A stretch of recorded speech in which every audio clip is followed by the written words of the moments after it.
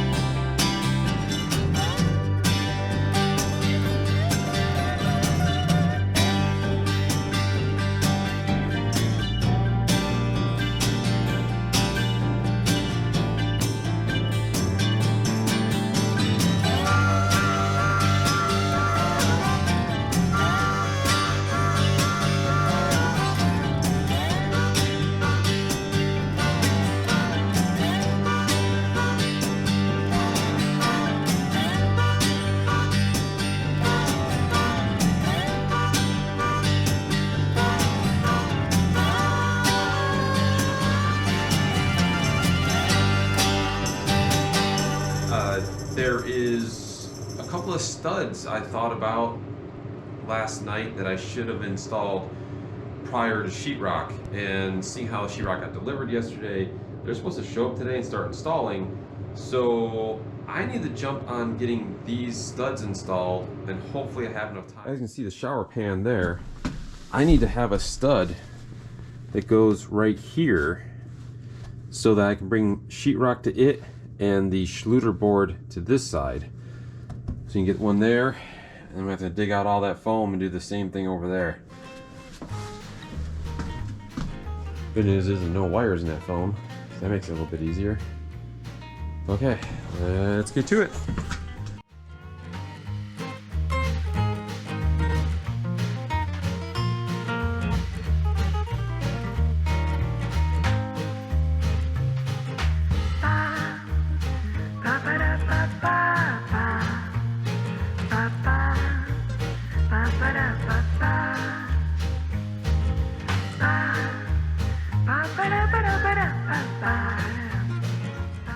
Yesterday when the sheetrockers were delivering the sheetrock, their cart blew right through the floor and did it in another spot.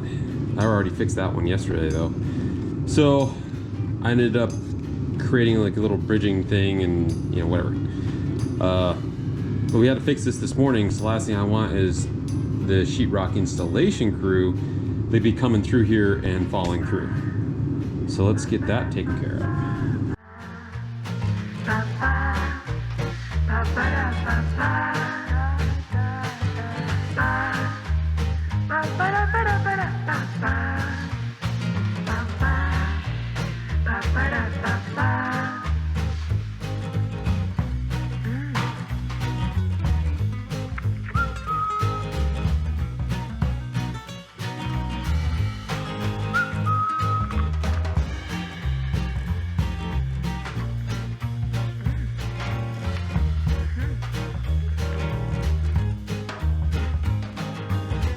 Remember a while back when we did the Princess and the Pea lesson? Well, I had to do it again. Wanted to make sure that this surface was nice and clean. And there. Alright, on to the next.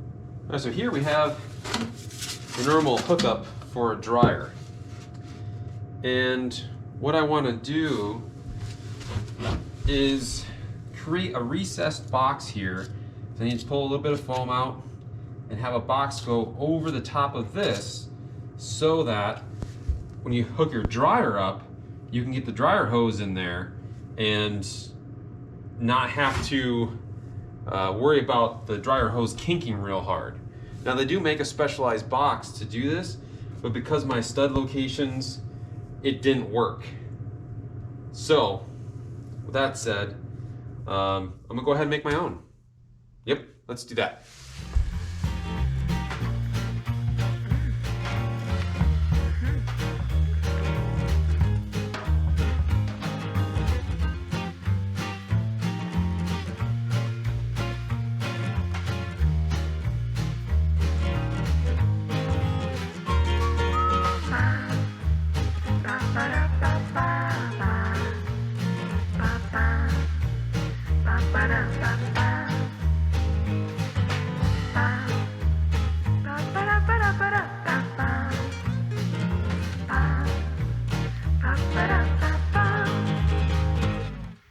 So whether you're running the flexible hose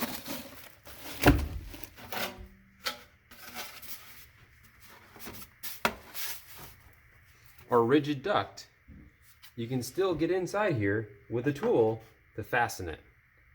Happy birthday to me.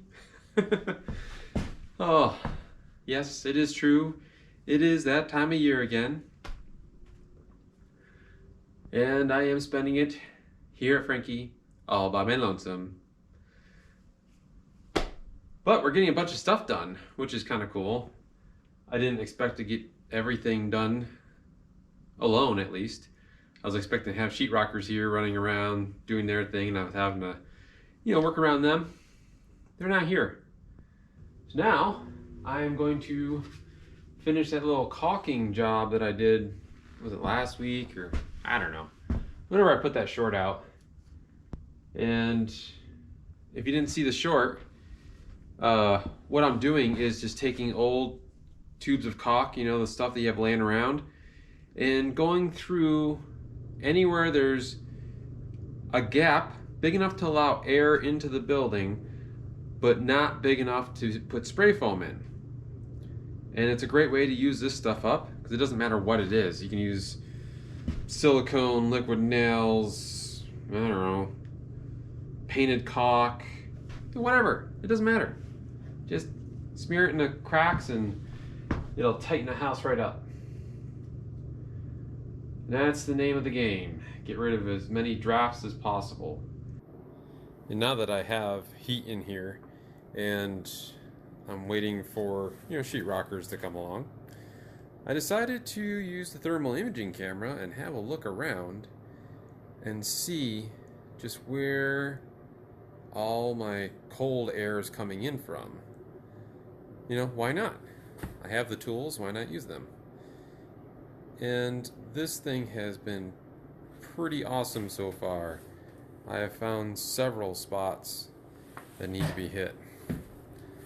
Now the good news is I have the spray foamers coming in tomorrow, hopefully, to do the rest of the foundation. And so what I'll do is I'll walk around with him and this, and we will have a look. Because that spot there wasn't on my radar at all. And obviously it's getting colder underneath the staircase there. I mean, I can see that. I don't know if you can. Another good cold spot right there.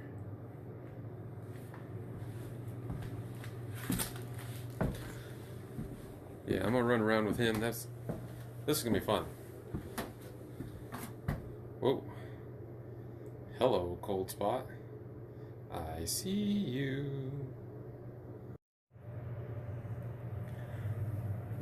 Alright, so there's a cold spot right here. and another one right here. Then we'll come back in an hour and see how much of a difference that makes. Here I am an hour later, and you can see that the foam has cured. Well, sort of, see?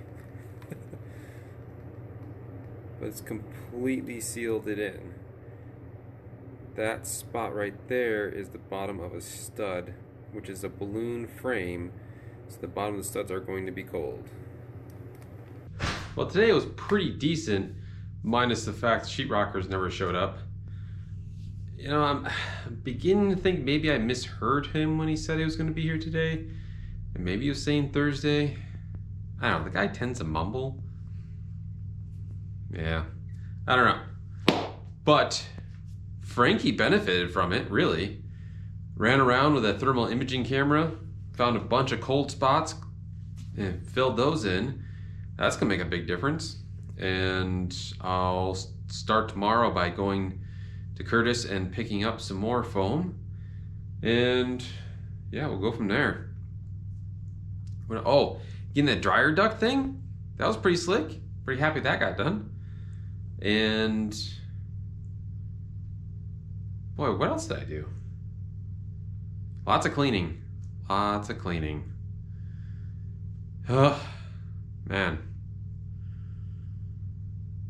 And I'm setting myself up to start pulling the floor, the hardwood floor, out of the primary suite bedroom space. So if they don't show up in the morning, I'm gonna start there, I think. I mean, every time I tell you I'm gonna do something, I end up going a completely different direction. Well, I'll say goodnight for now, and I'll see you in the morning. Well, what a day.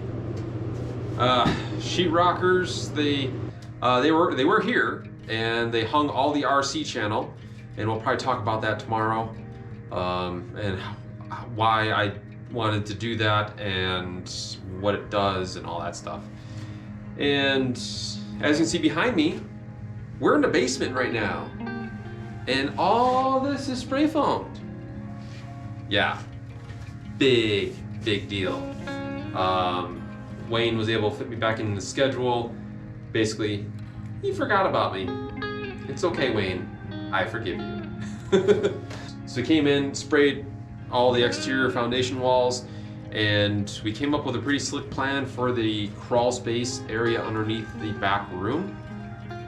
Originally, we were just gonna go through, plug all the holes, and do like I don't know, basically just the rim, right? And then I had to do a dump run today, and in the process of that, I allowed my brain to calm down and got to really thinking about it without knowing I was thinking about it. And it dawned on me, why aren't we just doing the exterior wall down there? It's the right thing to do for Frankie, and it's gonna keep Frankie so much warmer. So much warmer. So, came back here, talked to Wayne about it. He said, wow, that just makes sense. Yes, we should just do that. So we did, or he did. With that all said, really busy day. Kind of glad it's over with. We have a major snowstorm coming in tomorrow, so I don't know, A, if I'll even make it in. There's that. And B, how long I'll stay. Because I don't want to work a 10-hour day and then go home and plow for 4 hours. That's just... because I'm too nice, you know? I get home, and then I plow myself out, and then I see my neighbors struggling, or I can't really see them, but I'll drive down and check them out and see how they're doing, and now I'm plowing them out, and you know, it snowballs. Dad joke. All right, well, good night. I will see you in the morning. So it is a wonderful winter wonderland this morning. It is Friday, and well, I would be filming outside, but the camera, she's getting a little finicky in her old age and does not like the cold whatsoever. So I'll leave you in.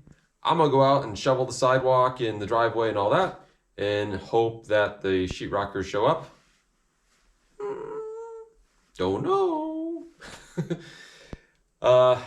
Yeah, so I'm just gonna start there, and then I have a few inside projects I can do, and we'll probably get into the crawl space and inspect how that turned out. Maybe even do a little thermal imaging down there. So we'll see. And let me know in the comments if you guys like the thermal imaging to see the differences before and after and all that, or if I'm just geeking out and only entertaining myself. All right, I will see you back in a few minutes.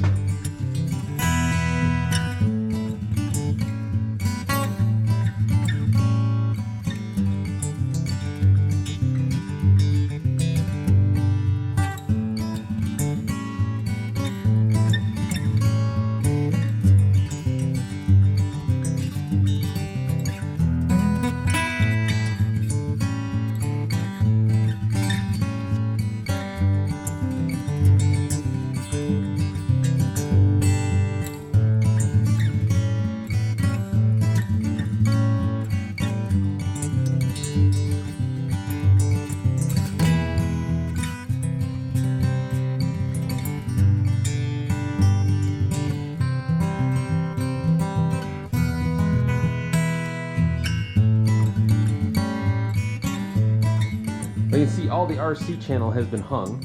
That's that metal strapping that's on top of the, or below? Yeah, below all the furring strips that I put up. And then it's below the framing over here. And I will show you what RC channel is all about.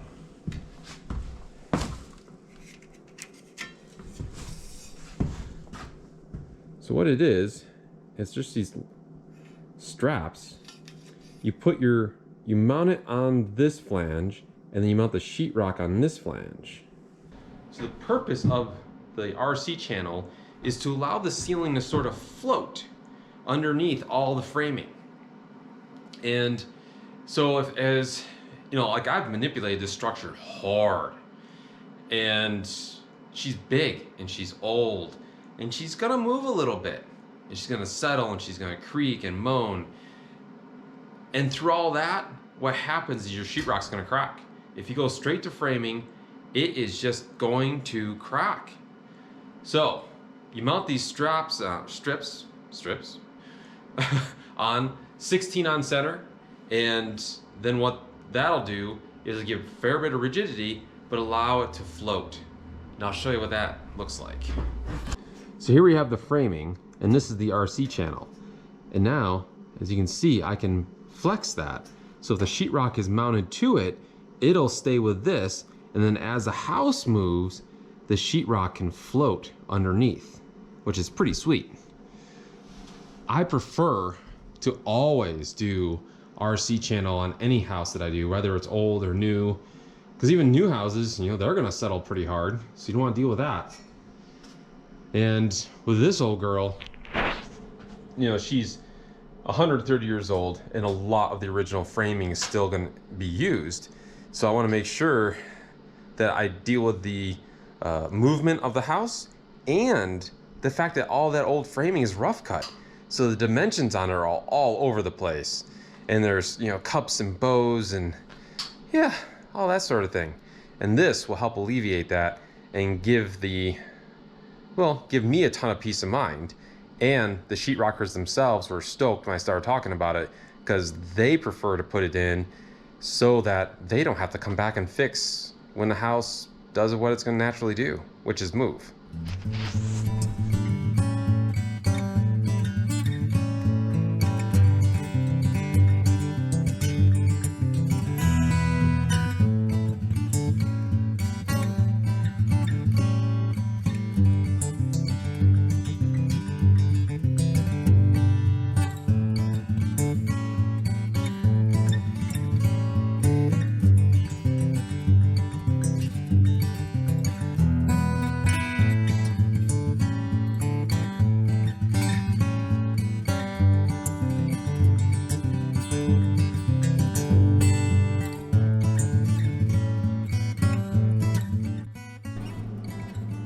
We have sheetrock in the dining room.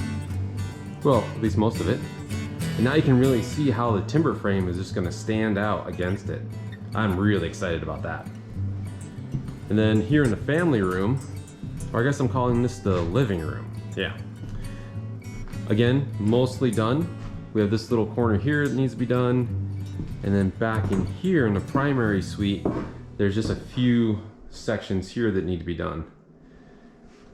And they left those because they're quasi-complicated cuts. They're all gonna be taper rips because, you know, this building's not square. They did manage to get the majority or all of the ceiling in the primary bath, which is cool. That's all set. And then, oh, you can't see it. Yeah, that corner is gonna be the shower. And I went ahead and put the Schluter board in, or they call it Kerdi board, so that they can put their sheetrock right to it. We'll probably show that next week, because that'll be all sheetrock by then. And then the primary closet ceiling's done.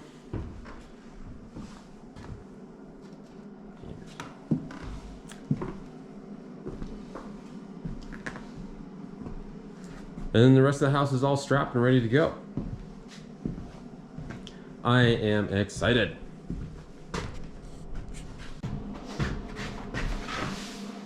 Whoa. Well, the plan right now, they will be back here Monday and get the rest of the ceiling done. During Monday, I'm gonna be running around a bit, trying to get the insulation here and the blower machine to blow the insulation in. And I'll organize that all on Monday and get it all here, get it ready. And I'm gonna try to find some help on Tuesday, which is, well, it could be the day you're watching this, but I launch my videos on Tuesday. Yeah, we'll be blowing in the insulation on Tuesday. Hopefully, if I can find another body and, or, you know, machine rentals and all that. We're underneath a pretty gnarly storm right now for the snow. This is exciting. We are just really putting it to it.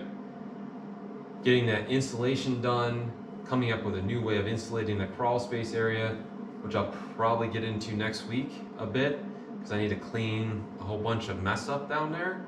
What else? Oh, thermal imaging, you know, cutting down on all these random little drafts. Man, what a cool little tool, right? It is gonna really help the future homeowner save a lot of money. A lot of money. All right, welcome. No? Other side of the coin. Thank you for stopping by High Peaks Home. If you're interested in seeing where this project began, go check out this video here.